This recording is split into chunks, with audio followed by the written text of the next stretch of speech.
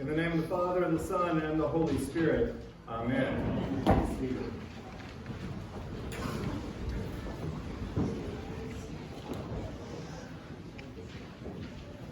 One wise priest told me before coming out to a service one Christmas Eve, relax, it's Christmas.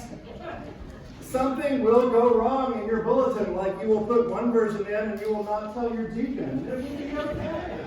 Something will go wrong in your Christmas, and it will be okay because we still have good news to share. And I'm ready for it. I don't know about you. We hear angels, not just one or two, but a multitude of angels tonight, like we have never seen or heard before. And they bring us good news of great joy. A Savior is born today. Alleluia. Amen. You go amen after I say that. Hallelujah. Amen? Amen. Thank you. As the pastor was greeting folks after the Christmas Eve service, one parishioner commented, "Pastor, your sermon tonight reminded me of God's peace and love."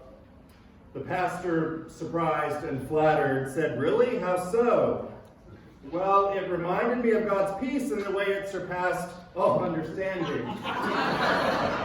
And it reminded me of God's love because it seemed to endure forever." Tonight is not the night for a long sermon. The only word any of us need is the Word made flesh. The Word that comes among us bringing peace and joy and good news. The Word that is light that overcomes the darkness. The Word brings the peace we long for into this world that so desperately needs it. We need, and tonight we get, the gift of our own good news of love and acceptance, compassion and mercy. Wherever we are welcome. There is room for us in the heart of God. All is well with just one word. I come to Christmas Eve with an abundance of expectations. I want things to be perfect. I do not want to ruin it for you. I want to preach the best Christmas sermon ever. Not too long, not too short, just funny enough to make you comfortable, with just enough zing to make you think. I want to get an A from my seminary preaching professor. We all raise our expectations of ourselves and of each other this time of year, and those expectations rarely serve any of us very well. We all come here this evening bearing the burdens of the last year, the challenges, the weight of change, expected or not, the changes in our abilities, our bank accounts, our bodies, the relationships, old and new, in need of renewal and healing. Sometimes it feels like the fear, the greed, the division are just too much to bear. We long for something more. And then God, just in the nick of time, in incredible and inexplicable and infinite wisdom, decides to come among us as a baby. A scandalous, unexpected birth in Bethlehem. There was no gift registry or gender reveal party, just a couple of angels. The scandal spreads, but God's love always spreads faster. The angels deliver the good news to the shepherds, and the darkness will not overcome this new light. It is an inconceivable, mysterious truth. God refuses to leave the world a mess, fractured and broken. God refuses to have a world with so many walls and divisions. God enters into the mess, our mess, the darkness, the brokenness, and calls together a covenant people to be a light to the nations. Sometimes they live into this calling, much of the time they and we don't. But God's intent, God's desire is to pull all of us back together, to break down the walls and restore shalom, peace. This child brings peace, makes the peace which seems impossible possible. The Swiss theologian Karl Barth called this the impossible possibility. A God who is able to do what we in our own striving and effort cannot do. This child who grows up into a man fully God and fully human, and who lays down his life in a sacrifice for us, a sacrifice of love. Only to burst forth from the tomb 3 days later, to be crowned Lord of all, the impossible possibility. And now the world can be different.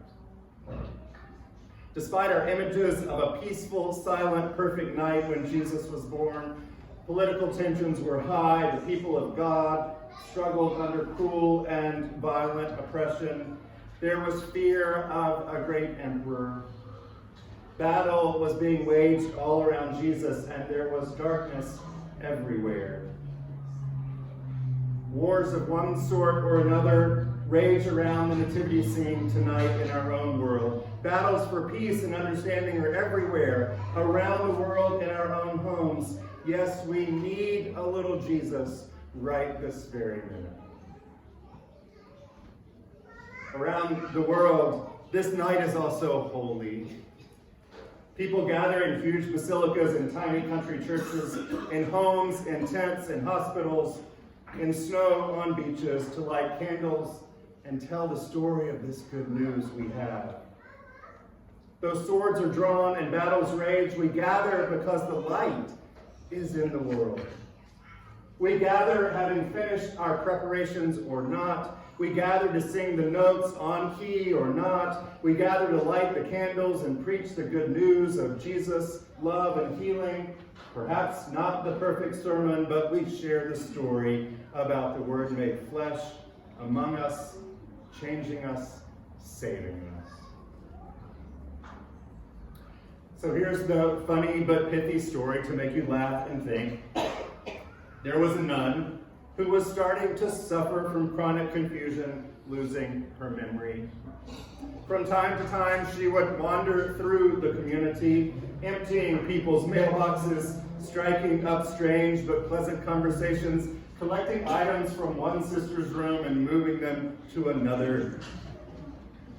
The community also sponsored a school, and one day one of the teachers was called out quickly to the phone and left her midterm exams and grade book on a table in the community room. When she returned, they were gone.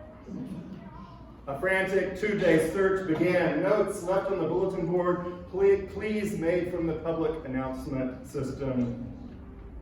Finally, somebody thought of the wandering, collecting nun. There, buried underneath her laundry, were the grade books and the tests, all studied and corrected. Everyone now had an A.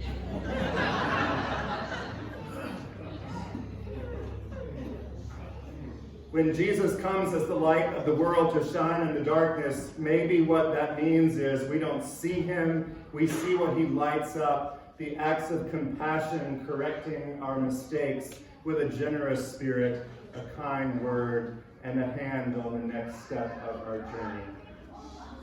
It is up to us to join the chorus of the angels and the children and sing the glory of God, not just on this night, but in words and actions and decisions we make, in stances and relationships, in love and in nonviolence all year round.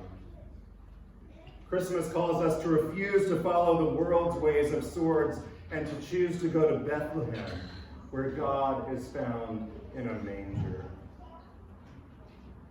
Nowadays, they say, when that sister wanders the halls, passerbys bow inwardly to her. Through her seemingly foolish actions, wandering and reminding all by her presence not to fear the final judgment, they discovered a new sense of themselves. That there are finally no record books and everyone makes an A.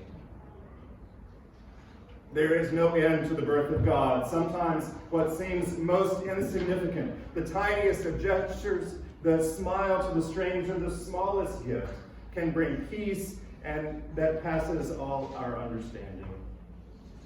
This season, this new year, let's see what happens when we shine the light of the good news made known in the least expected places. Shine some light on acts of compassion. Be generous with your spirit and your smiles. Be kind with your words. Forgive as you want and need to be forgiven.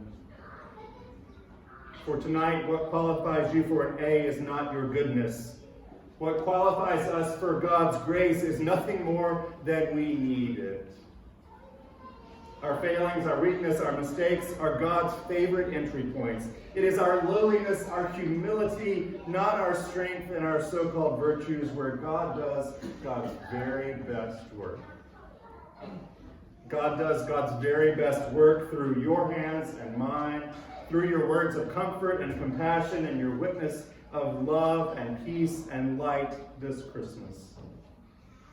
My friends, I find that to be really good news. I find you to be really good news. You get an A, and you get an A, and you get an A, and you get an A. So go now and hark the good news, the herald angels sing, glory to the newborn King. Amen. Amen.